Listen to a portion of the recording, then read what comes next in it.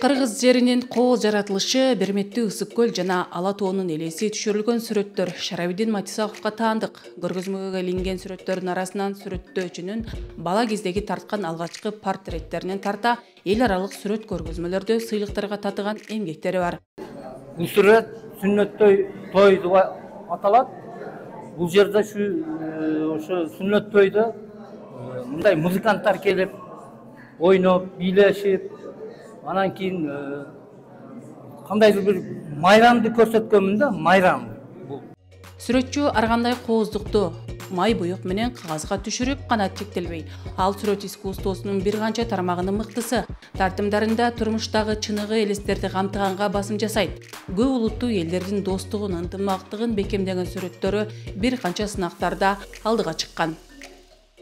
Эми мен ойлойм, бул жерде, бул сүрөттөрдө ушу достук жөнүндө, ушу Кыргызстанды Оштун, Кыргызстанды эң сулуу шаары Оштун Сулайман тоолору көрсөтүлгөн.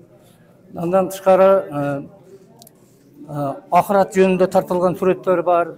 Менин оюмча, бүгүн мана элдер көрүп атат, агайларыбыз көрүп атат, жөнөкөй элдер көрүп атат.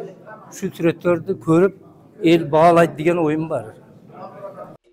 Матисаков сүрөт көргөзмөлөрүн буга чейин өзү туулуп өскөн Араван районунда бир нече рет өткөрүп, чоң масштабта уюштурган эмес. Быйыл көпчүлүктүн сунушу менен Оштогу Тургунбай Садыков атындагы Көркөм сүрөт музейинде алгачкы ирет өткөрүүдө.